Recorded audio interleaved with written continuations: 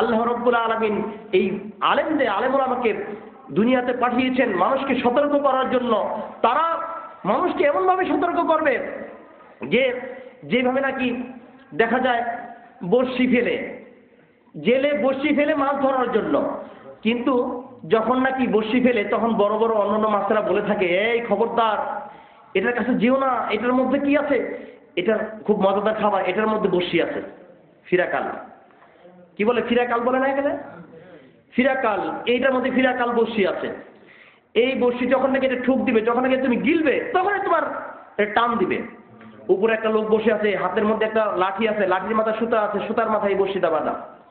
এই বড়শিটা সুতার মাথায় বাঁধা, শক্ত সুতা দিয়ে বাঁধা। তুমি যখন নাকি এটা গিলবে তখনই তোমাকে টান মেরে উপরে উঠে ফেলবে। আর উপরে উঠানোর পরে কি হবে জানো? তখন তোমাকে আশ্রয় মারবে। মারার পরে বাড়িতে নিয়ে যাবে। বাড়িতে দেখবে এক মহিলা কড়াইয়ের মধ্যে তেল গরম করছে, সেই তেলে তোমাকে ভাজা করবেন। এর আগে আরেক মহিলা বটি নিয়ে বসে আছে, বটি দিয়ে তোমাকে কাটবে। কাটার পর তোমাকে পরিষ্কার করে ধুবে। ধোয়ার পরে আবার তোমাকে যখন নাকি লবণ মিশিয়ে যখন নাকি চুলার মধ্যে দিবে, গরম তেলের মধ্যে দিবে, তোমাকে ভাজা করে 32 দাঁতওয়ালা এরকম এক প্রাণী বসে আছে, এক মানুষ বসে আছে, সে তোমাকে খাবে। কিছু কিছু মাছে বলে ওরা খুব চালাক, এই খাবার আর কি ওরা খাবে, আসলে এগুলো বসি টুসি কিছু না।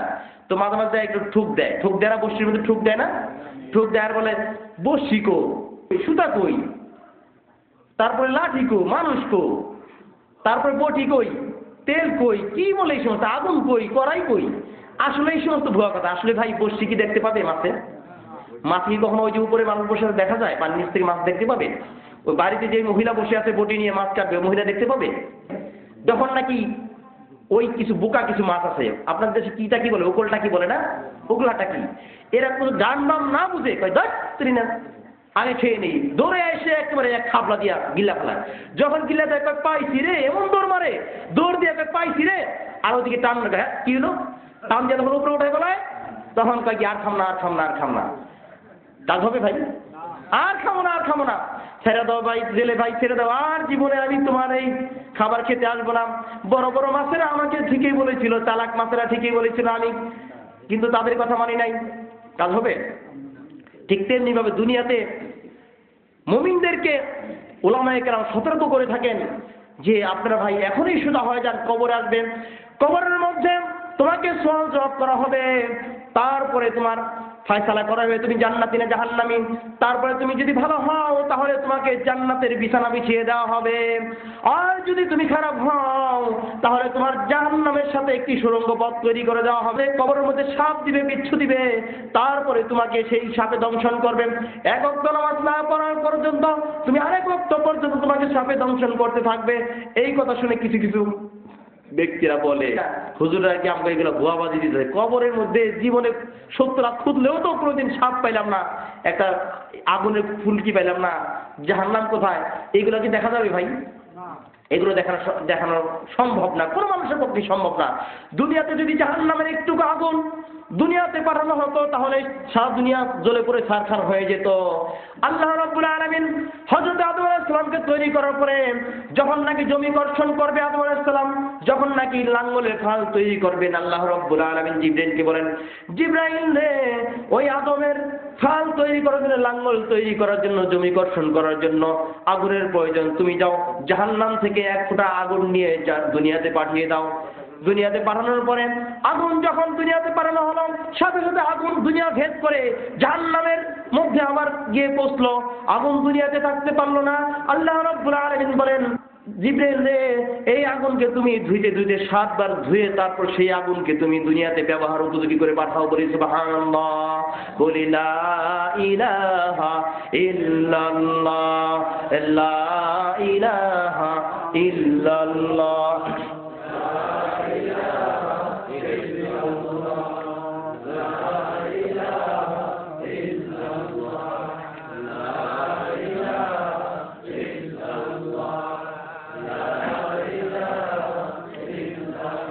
নদীর কালো কলে ঢেউয়ের সালো চলে, ওই নামেরই সুর শোনা যায়, ওই নামেরই সুর শোনা যায় হলে পাগল পারা। ইল্লাল্লাহ ইল্লাল্লাহ ইল্লাল্লাহ ইল্লাল্লাহ।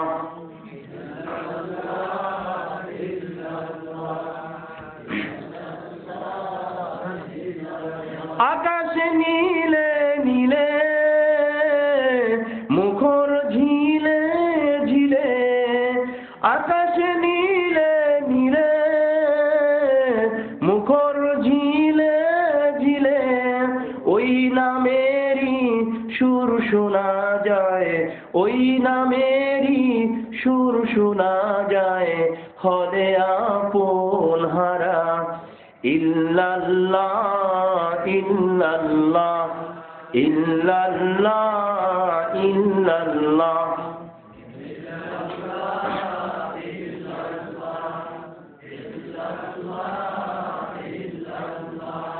লা ইলাহা ইল্লাল্লাহু মুহাম্মাদুর রাসূলুল্লাহ সাল্লাল্লাহু আলাইহি ওয়াসাল্লাম।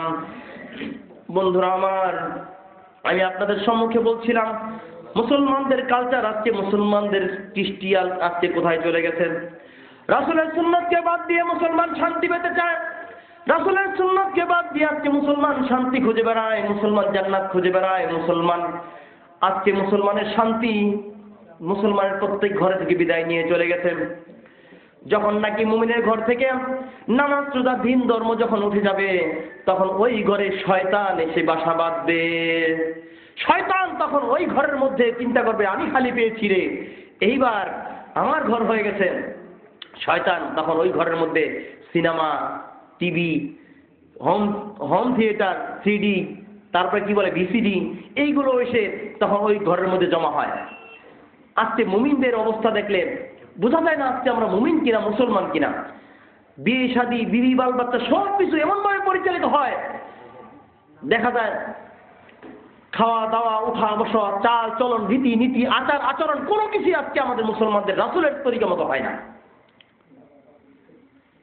রাস্তাঘাটে যখন নাকি আমরা আমাদের মা বোনেরা চলাফেরা করেন, তখন এই মা বোনদেরকে দেখলে অনেক সময় হাসি পায়, দুঃখে হাসি পায় যে বৃদ্ধ মহিলা সে বরখা পরে, আর পাশে যুবতী মেয়ে ছেলের কামিজ এমন ভাবে পড়েছে, তারা ওই বৃদ্ধ মহিলা বরখা পড়েছে আর তাকে কি করেছে, অর্ধনগ্ন করে রাস্তা দিয়ে হেঁটে নিয়ে যাচ্ছে।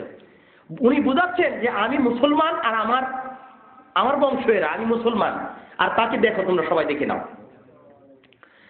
আল্লাহর হাবিব দুনিয়াতে আসার পরে আল্লাহ রাব্বুল আলামিন তার হাবিবকে আমাদেরকে বোঝানোর জন্য, আমাদেরকে জানানোর জন্য আল্লাহর হাবিবকে তিনি জানিয়ে দেন, কুল লিল মুমিনিনা ইয়াগুযু মিন আবসারিহিম। আল্লাহ রাব্বুল আলামিন তার হাবিবকে বলেন, হে নবী আপনি বলে দিন প্রত্যেক মুমিন যেন তার নিজের চক্ষুকে পর নারী থেকে হেফাজত করে রাখে। প্রত্যেক মুমিন তার নিজের চোখকে পর নারী থেকে হেফাজত করে রাখবে। খালাতো বোন, ফুফাতো বোন, মামাতো বোন, চাচাতো বোন, এইগুলো আজকে আমাদের তো ডাল ভাত, ডাল ভাত না। বিয়ে শাদীর মধ্যে গেলে দেখা যায়, আমি ব্যক্তিগতভাবে বলছি, অনেক বিয়েতে আমি যাই না, অনেকে আমার এলাকা, অনেকে আমার উপরে খেপায়, লোকটা বিয়ে আসে না, দাওয়াত দিলে আসে না। আমি কাউকে বলে দিই যে ভাই আমি নাফরমানি বিয়েতে আমি যাই না। যেখানে গেলে আমি নাফরমানিতে সামিল হয়ে যাব, মানে আমি নিজেও থাকতে পারবো না, আমি বাধা দিলে শুনবে না, সেখানে আমি যাই না। বিয়ে শাদীর মধ্যে দেখা যায় যে ভাবি সাহেবকে পরিচয় করিয়ে দেয়, হ্যাঁ, বন্ধুকে পরিচয় করে দেয়, এই বন্ধু এদিকে বউ দেখবি না, বউ দেখতে দাও।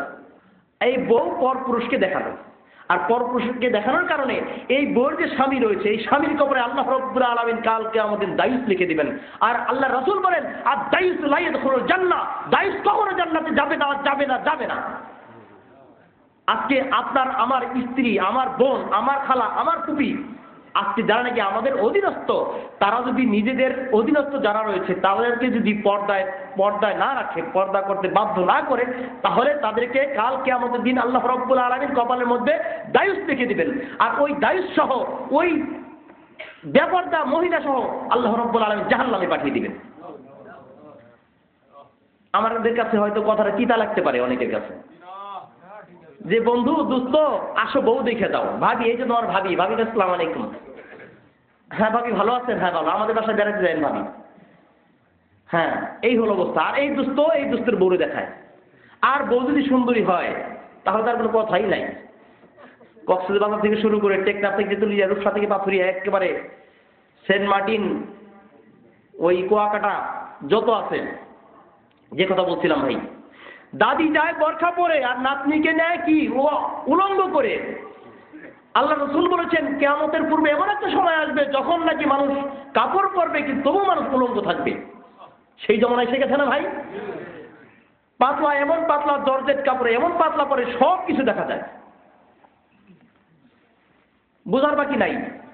আর যারা বরখা পরে, বরখার মধ্যে আবার কিসিম আছে, ধরন আছে। আমাদের সমাজে কিছু এমন বদমাইশ কিছু পোলাপান আছে যেগুলো নাকি বরখা যদি দেখে মুখ ঢাকা দেয় পায়ের দিকে তাকায়, পায়ের দিকে তাকায়, চিন্তা করে দেখি সুন্দর না কালা। হ্যাঁ, এক লোক দেখি এমন লোকটার দিকে তাকানো, দেখি ওই লোক এইভাবে তাকায়, যেভাবে এইভাবে, মানে ওই মহিলা তো, অর্থাৎ তার ক্যামেরা এমন ভাবে লাগছে জন্মমতো লাগছে শয়তান কই কি পাইছি আজকে তোরে। শয়তান আজকে এমন ভাবে তার ঘাড়ের উপর সওয়ার হয়েছে যে আজকে তোমাকে জাহান্নামে না নিয়ে ছাড়বো না, আমি ওই মহিলা যেই পর্যন্ত যাবে ওই পর্যন্ত তোমাকে নিয়ে ছাড়বো, ওই মহিলা তো জাহান্নামের দিকে যাচ্ছে, তোমাকেও নিয়ে ছাড়বো। একটা ঘটনা মনে করে গেল, আমরা আল্লাহ রাসূলকে ঠিকই মহব্বত করি, আবার এদিকে চিন্তা করি নামাজ ঠিকই করি, সবকিছু ঠিকই করি, কিন্তু চোখটা হেফাজত রাখতে পারি না। আপনাদেরকে আমি আজকে একটি ট্যাবলেট দিয়ে যাবো ভাই, জীবনের আসে কিনা বলা যায় না, আজকে একটি ট্যাবলেট দিয়ে যাবো।